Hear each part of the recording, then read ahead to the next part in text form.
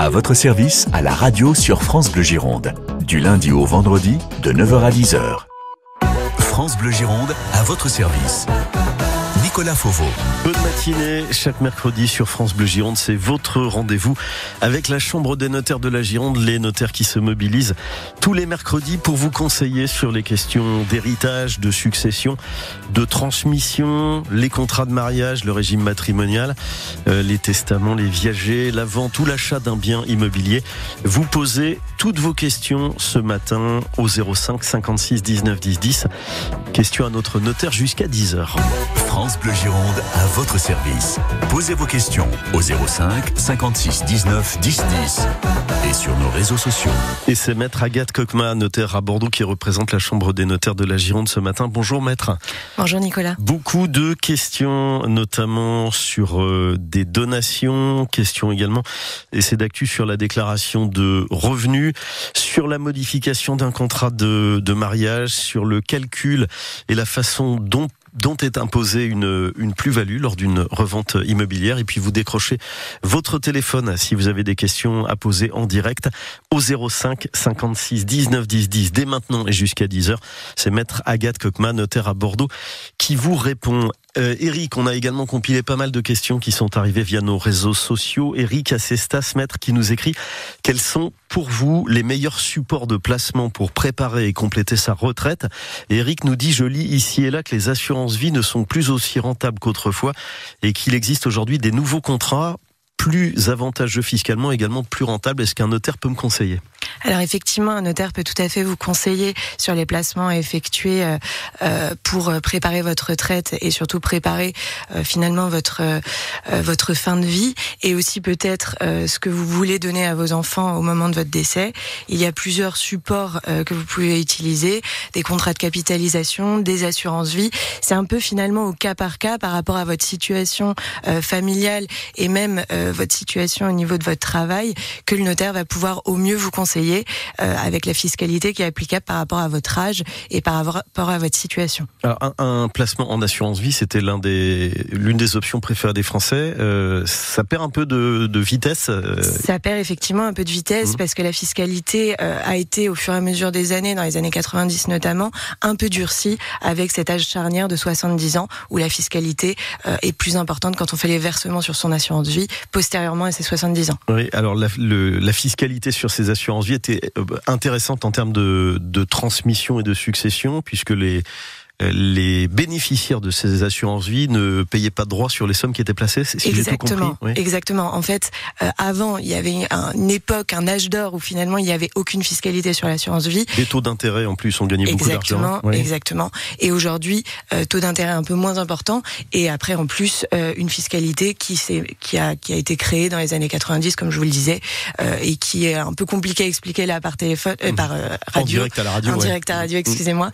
Mais qui sera tout à fait explicable par votre notaire avec des petits schémas et des explications exactes sur les montants. Ouais, et c'est vraiment du sur-mesure, vous l'avez indiqué, en fonction du nombre d'enfants, de ses projets, de son patrimoine. Exactement. Donc pour répondre à Eric Acestas, oui, un notaire peut vous conseiller sur ces questions. Et l'assurance vie reste toujours un placement très intéressant quand même. Bien, il faut prendre un rendez-vous, ne pas hésiter à pousser la porte de l'étude de votre notaire pour aller prendre un rendez-vous et poser ces questions. On remercie Eric Acestas, Céline à Talence, et c'est maître Agathe Coquema, notaire à Bordeaux, qui vous répond ce matin. Si vous avez des questions à poser, vous en profitez. On est à votre service ce matin au 05 56 19 10 10. Maître, on a Céline à Talence qui veut savoir: est-ce qu'il est possible d'annuler une donation au dernier vivant et quelle est la marche à suivre? Alors, il est tout à fait possible d'annuler une donation au dernier vivant. Il faut se rendre chez son notaire qui préparera un acte de finalement renonciation à cette donation, de révocation de cette donation qu'on appelle au dernier vivant ou donation entre époux. Et il n'est même pas nécessaire de prévenir le principal intéressé. Ou la principale intéressée. Intéressée. Ok. Bon, qu'est-ce qui motive à une annulation? Souvent, c'est des couples qui se séparent mais qui finalement ne divorcent pas forcément et qui ne veulent pas laisser un choix à leur époux sur les options dans la succession. Cette révocation, donc c'est un acte notarié. Quel coût pour réaliser cette démarche? Autour de 250 €. Et il est aussi possible de révoquer sa donation, il me semble, par testament. Et ça, ce sera bien sûr votre notaire qui vous indiquera la meilleure solution. 9h40, question au notaire ce matin, 05 56 19 10 10. Et via nos réseaux sociaux avec maître Agathe Coquemin, notaire à Bordeaux. Magali est à Bordeaux et elle nous envoie un petit message. Elle nous dit: vous avez parlé dans une précédente émission, je crois que c'était il y a 15 jours, on avait parlé du fameux droit de retour aux frères et sœurs. Magali à Bordeaux nous dit: j'ai pas bien compris comment ça marche. Est-ce qu'on doit le mentionner dans un testament par exemple, ou bien est-ce que c'est automatique? On va rappeler en quoi consiste ce droit de retour aux frères et sœurs. Le droit de retour aux frères et sœurs, c'est le fait de pouvoir récupérer dans la succession d'un frère ou d'une sœur des biens qui ont été donnés par les parents pendant leur vie, et au décès de ce frère ou de cette sœur, si le bien se trouve toujours dans le patrimoine, donc s'il n'a pas été vendu, s'il n'a pas été je ne sais pas s'il n'a pas été divisé ou quoi que ce soit. Si le frère ou la sœur n'a pas d'héritier. Exactement, si le frère ou la sœur n'a pas d'héritier, il y a une possibilité de récupérer le bien, en tout cas en partie par les frères et sœurs. Il y a des délais, ou est-ce que, je sais pas, imaginons il y a une donation, une succession de donation-partage, il y a un certain délai dans lequel il est possible de bénéficier de ce droit de retour aux frères et sœurs ou pas? C'est au moment de l'ouverture de la succession du frère ou de la sœur, et c'est les délais normaux d'une succession. Disons que c'est dans le traitement normal de la succession, il n'y a pas de délai inférieur à ce dont bénéficient les héritiers. Mais c'est pas automatique, il faut que ce soit mentionné dans... Alors, le droit de retour au profit des frères et sœurs, c'est quelque chose qui est légal, c'est prévu par la loi. C'est plutôt le contraire, il peut être exclu directement par la personne concernée, donc le défunt. Là aussi, donc des clauses importantes qui doivent figurer si vraiment c'est votre volonté dans une donation, dans le texte qui... Exactement, soit dans une donation, soit par la suite par testament, où on peut l'exclure. Voilà pour Magali à Bordeaux, donc en espérant que ça y est, que Magali a tout compris sur ce droit de retour aux frères et sœurs. Question avec maître Agathe Coquemin, notaire à Bordeaux ce matin, qui représente la Chambre des notaires de la Gironde. Et la suite de vos questions et de vos appels au 05 56 19 10 10.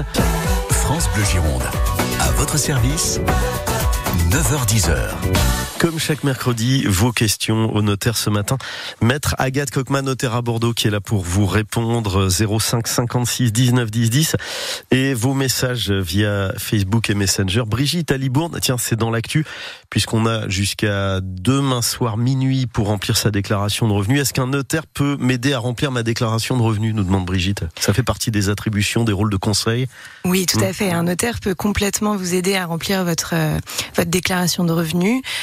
C'est finalement dans son rôle de conseiller juridique de la vie de tous les jours, disons, où il peut tout à fait vous aider à remplir votre déclaration selon la difficulté pour déclarer vos revenus. S'il y a beaucoup de choses à faire, s'il y a beaucoup de sources de revenus, ce sera potentiellement soumis à un honoraire dû au notaire. Ce qui est logique. Mais voilà, si c'est une déclaration tout à fait classique ou juste une question par rapport à la déclaration parce que vous avez un doute, il pourra tout à fait vous renseigner et vous aider à compléter cette déclaration. Qui est devenue quand même particulièrement technique, y compris d'ailleurs sur Internet, et beaucoup de celles et ceux qui nous écoutent ce matin ne maîtrisent pas forcément bien l'informatique. Ça aussi, c'est un frein. Exactement. Effectivement, de faire la déclaration de revenus en ligne, c'est pas forcément facile pour tout le monde. Pour ceux surtout qui ne sont pas nés avec Internet ou qui n'ont pas grandi avec Internet, je dirais que c'est de plus en plus complexe. Et on rappelle dans les nouveautés, on peut également, alors là c'est pour les déclarations très simplifiées, effectuer jusqu'à demain soir minuit sa déclaration sur smartphone et sur tablette. Nouveauté de cette année, donc pour la déclaration des revenus 2023, à renvoyer donc pour le département de la Gironde demain soir avant minuit. On va parler d'immobilier, maître Coquemin. Claudine à Bordeaux qui nous demande comment se calcule et comment est imposée une plus-value lors d'une revente immobilière, et est-ce que tous les biens sont concernés par les plus-values? Alors, quand vous vendez un bien immobilier, vous pouvez être exonéré d'impôt sur la plus-value, notamment si vous vendez votre résidence principale. C'est le premier cas d'exonération qui concerne la plupart des Français, parce que souvent on n'a qu'un seul bien dans son patrimoine. Quand on a plus de biens dans son patrimoine, une résidence secondaire, un bien locatif, on est soumis à l'impôt sur la plus-value si on vend moins de 30 ans après avoir acheté. Et pour calculer cet impôt sur la plus-value, on prend le prix de cession, donc le prix de vente, moins le prix d'acquisition, ou la valeur qui a été déclarée dans la succession des parents ou dans la donation. J'ai acheté 150 000 euros, j'ai revendu 200 000, je serai donc imposé sur 50 000. Exactement. Ouais. Et de ces 50 000, on déduit en plus les éventuels frais que vous avez pu régler, les frais de diagnostic et certains frais annexes selon le cas par cas, disons. Et après, on impose à 36,2%. Ah oui, c'est quand même une grosse et belle imposition. C'est une grosse imposition. Ce pourcentage baisse en fonction du nombre d'années. Par exemple, si vous vendez au bout de 20 ans, le pourcentage aura été abaissé par rapport à si vous aviez vendu au bout d'un an. Donc ces 36%, c'est important. Ils sont pas sur le prix global de valeur de revente, mais sur la plus-value, la différence entre le prix de l'achat initial et le prix de revente. Donc pour 50 000, on prend 36% globalement de ces 50 000 euros. C'est tout à fait ça. Et c'est le notaire qui le prélève sur le prix de vente au moment de la vente et le verse directement aux impôts pour vous. Merci pour la question, Claudine de Bordeaux. Carole Abazas, on reste dans des questions sur les résidences, qui nous dit quelle est la jurisprudence en matière de... Alors, j'ai l'impression que la question de Carole, elle rejoint toute l'actu liée notamment aux déclarations de revenus, notamment à des charges déductibles. Elle nous dit quelle est la jurisprudence en matière de définition de résidence principale. Quels sont les critères pour le fisc? Alors c'est vrai que dans les résidences secondaires, si vous faites des travaux, je crois qu'il n'y a aucune déduction possible.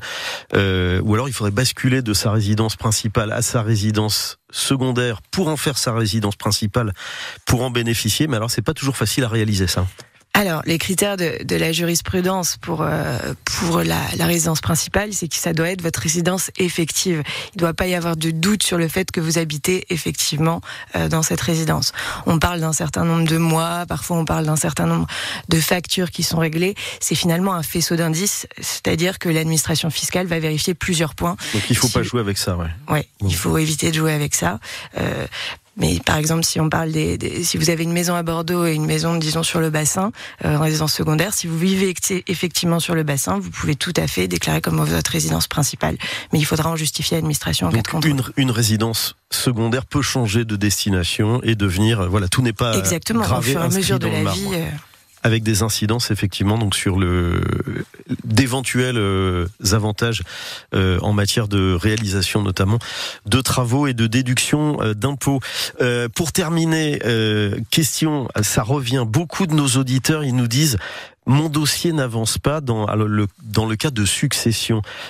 Quel est le temps imparti au notaire pour régler un dossier de succession? Est-ce qu'il y a une durée légale, des délais à respecter? Et c'est vrai que ça, c'est quelque chose qui revient. Je suis en pleine succession, j'ai l'impression que ça traîne et je comprends pas pourquoi. Comment est-ce qu'on peut les rassurer, celles et ceux qui sont dans cette situation? Alors, le délai principal est le délai finalement fiscal, qui est de 6 mois à compter du décès. Ce délai de 6 mois doit être respecté pour déposer les droits de succession et faire la déclaration fiscale de succession. Donc déclarer le patrimoine au jour du décès du défunt. D'accord. Et les droits de succession qui sont calculés par rapport à ça. Mais là, c'est pour les gens qui, c'est pas au notaire de respecter ce délai, c'est à nous de le faire. C'est 6 mois. C'est exactement aux héritiers de respecter ce délai, mais avec le tempo qui sera aussi donné par le notaire. Donc si vous sentez que le délai, que ça n'avance pas, il ne faut pas hésiter à relancer votre notaire. Et parfois, le notaire se retrouve bloqué par des situations soit complexes entre les héritiers, à distance, soit à distance, soit aussi des questions juridiques particulières ou des administrations qui ne lui répondent pas, donc des documents à obtenir qui ne sont pas encore obtenus. Donc pas d'inquiétude, ces délais, voilà, il faut les comprendre. Oui, il faut comprendre ces délais. Le notaire est soumis à des délais qui lui sont imposés, mais les héritiers ne doivent pas hésiter à appeler le notaire pour le relancer. Voilà, merci beaucoup pour tous ces conseils. Maître Agathe Coquema, notaire à Bordeaux qui représentait la Chambre des notaires de la Gironde. Merci maître, bonne semaine. Merci. À bientôt et le retour des notaires évidemment sur France Bleu Gironde mercredi prochain. Les podcasts de France Bleu Gironde. Bienvenue chez vous, du lundi au vendredi à 10h.